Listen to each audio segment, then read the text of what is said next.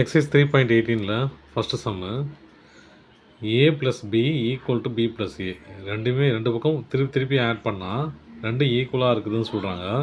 அதை நம்ம ப்ரூவ் பண்ண போகிறோம். ஏவை எழுதிக்கிட்டேன், ப்ளஸ் பி எழுதிக்கிட்டேன், அப்புறம் பி, அப்புறம் ஏ எழுதிக்கிட்டேன். ஓகேங்களா? இப்போ நான் டேரெக்டாக ஆட் பண்ண போகிறேன். ரெண்டும் ஈக்குவலாக இருக்குதான்னு. ஓகேங்களா? ஆட் பண்ணதாவது பாருங்கள். 1 + 5 இது 9 + 7 3 + 3 4 + 3 8 + 1 -3 + 0 equal to 5 + 1 7 + 9 3 + 3 3 + 4 1 + 8 0 -3 இல்லையா? ப்ளஸ் இன்ட்டு மைனஸ் அது 0 -3. இப்போ டேரெக்டாக ஆட் பண்ண வேண்டியது தான். ஆட் பண்ணால் அது 6 13 6 7 9 -3. இந்த பக்கம் 6 13 இல்லையா, 17 18 இல்லையா, 16 இல்லையா, அது தப்பாக ஆட் பண்ணிட்டேன்.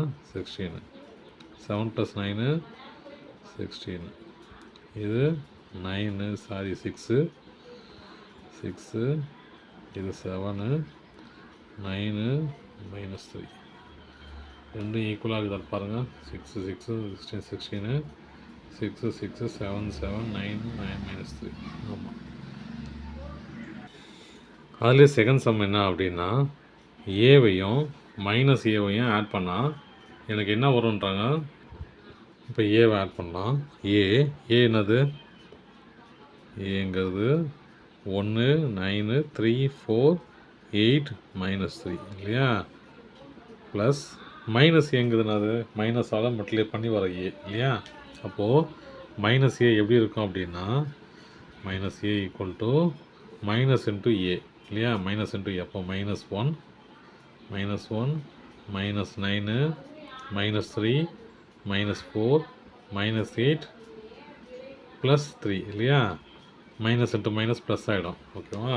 அப்போது இதோட இன்வர்ஸ் தான் மைனஸ் ஏ. இப்போ நம்ம அப்படியே எழுதிக்கலாம்.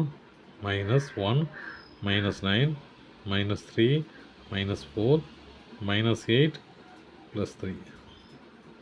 ஏன் +3 எழுதுறோன்னா நம்ம ஐடென்டிஃபை பண்ணுறதுக்காக தான்.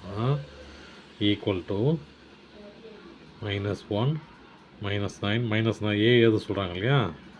-9 -3 -4 -8 +3 ப்ளஸ் ஏங்கிறதுனாது 1 9